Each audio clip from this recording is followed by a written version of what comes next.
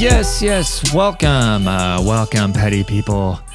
Welcome, petty people, to Dangerous Misinformation, the number one source in the entire world, on this entire flat earth of ours, for you to gain this dangerous misinformation. Not gain this dangerous misinformation, but absorb this dangerous misinformation. If you got your own dangerous misinformation you would like to share with the show, you can send it to lordpettypodcast@gmail.com.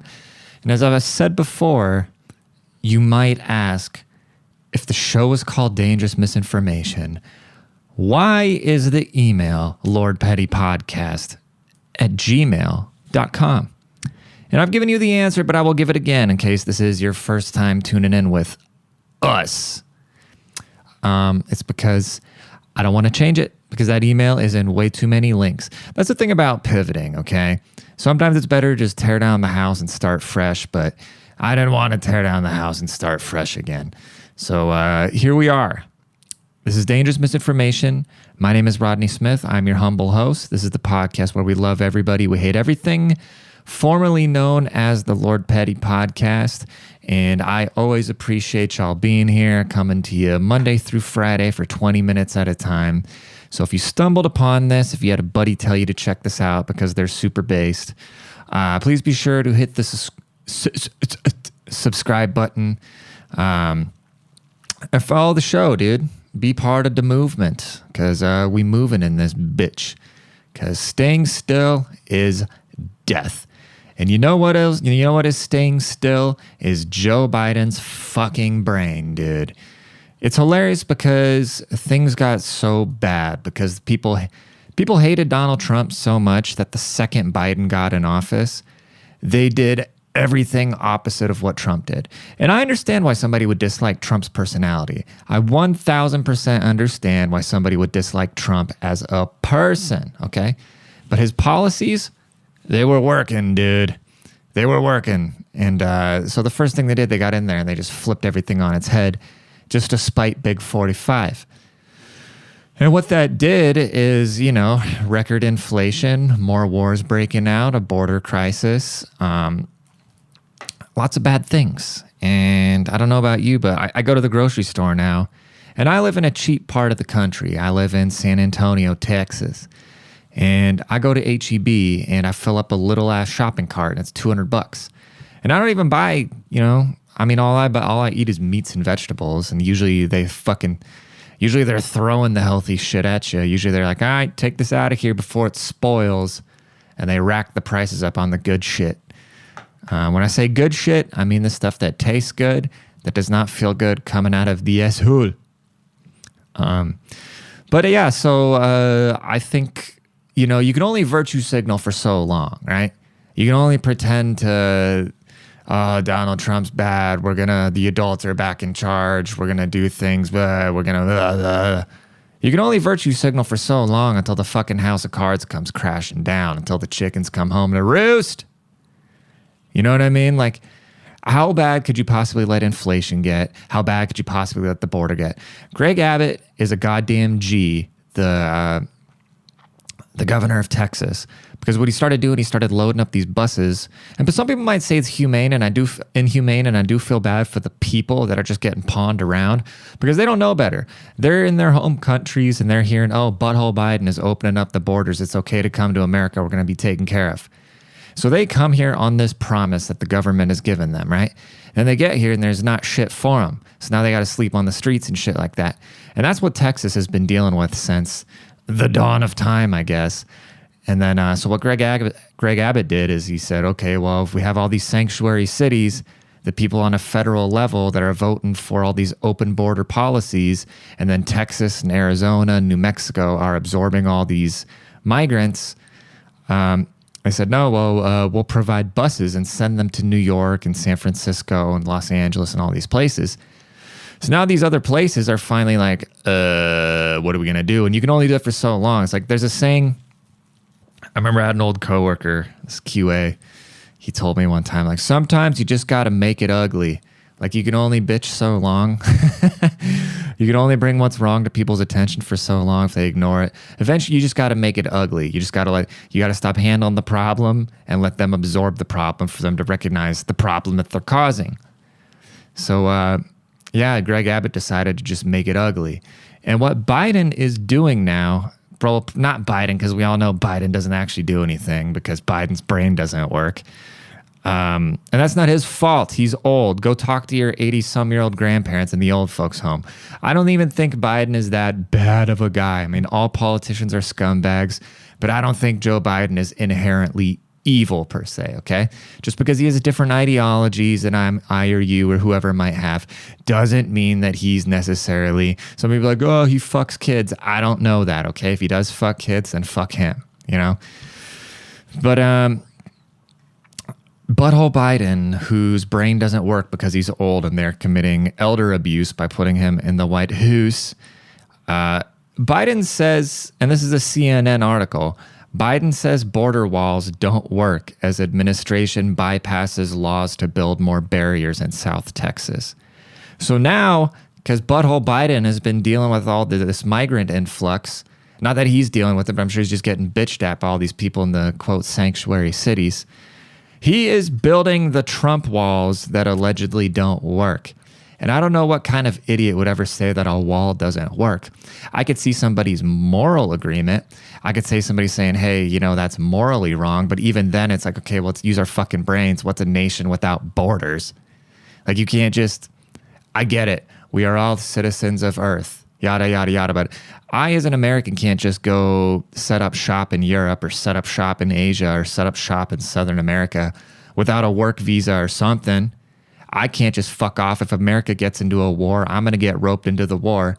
So why is our border just wide open for everybody to just come here? You know, I've been paying into Social Security for the last, whenever I started working, when I was, 18 or whatever. So why are we flipping the bill for everything? And I get that we were born with, I hate the white privilege argument because there's white people born in very bad circumstances. But as in general, we all have American privilege, okay? That is something I will acknowledge, but it's so different. You know, they try to use this argument that, oh, well, Ellis Island let in so many, way more immigrants back then. But there weren't people here besides, obviously the fucked up shit that happened to the natives. But back then, when the Italians and the Germans and the Irish and when all these people were coming through Ellis Island, one, they were sending half of them away if they had any sort of criminal records or if they had diseases and shit like that, like they were screening them, and then they would just send them away, or they would take their last names away and say, hey, you're Smith or Brown now. And then when the people got here, there was nothing here.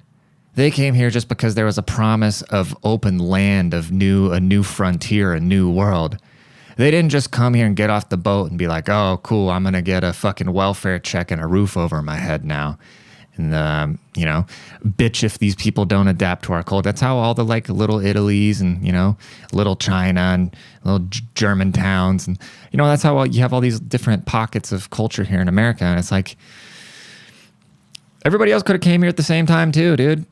I mean, shit, Southern America's right there. They could have came there around this time. I mean, fucking A. I'm sure a lot of people did. And so it's just kind of, it's a bad comparison because the things have been established at this point. And sure, anybody who wants to come here for a better life, who's going to follow the laws and assimilate and do it legally, should be allowed to do it. There's plenty of room. There's plenty of money. There's plenty of food. There's plenty of all this. But when you just open up these fucking borders and these poor people just come flooding in with the promise and nothing is being granted to them. And then when it is granted to them, it's a burden on the taxpayers. And it's like, we already have all these homeless people. We have homeless vets laying around in the streets and all these fucking drug addicts that need to be put in insane asylums. And instead we're opening up the border and be like, oh no, let's bring more migrants in. That doesn't make any sense, dude. But the amazing thing about it is now that Biden is saying border walls don't work. And it's crazy that CNN is finally getting on his ass. That's how you know the Biden admin is really shit in the bed, is for the fact that CNN is even coming at him, There's just a certain point of just shameless lying to the public, or not even, like when they're talking about Trump's mansion only being worth 18 million. It's like, what? They just don't even give a fuck about lying anymore. They just look you right in the face and they'll just lie, which is crazy. But yeah, I don't know. It is what it is, dude. Love everybody, make fun of everything, man. That's what we're Speaking of fucking Southern America, man, I'm going to Mexico in 3 days. Going to Mexico in 3 days, and I'm going by myself. I've only ever been to Mexico on a cruise, but now I'm flying into Mexico, and I guess they don't like Ubers down there. So I was asking, some peeps I'm meeting down with, because I'm not getting in until later at night, and I'm kind of scared. Mexico kind of freaks me the fuck out, but I think as a white American, you're typically safe because they know if they beef with you and they abduct you, the fucking Navy SEALs are gonna come get you. You know, David Goggins is gonna come and call everybody a pussy, and yeah. So typically, if you are American, you're pretty safe traveling because these countries know like you don't abduct Americans, but they will rob you. You know what I mean? So don't have anything to be robbable. Walk around looking homeless. But yeah, I was thinking about transportation when I get down there, when I get to there, because I have no idea how far I have to go once I get to the airport, and I don't speak a lick of freaking Spanish. And I was like, oh, well, hopefully they have Uber. And so I go, is there Uber in blah, blah, blah. And then all these articles come up and all these videos of taxi drivers beating up Uber drivers. I was like, oh God, dude. Mexico's a different world, dude. They don't play around. They don't fuck around, and I respect that. I would actually love to live in Mexico.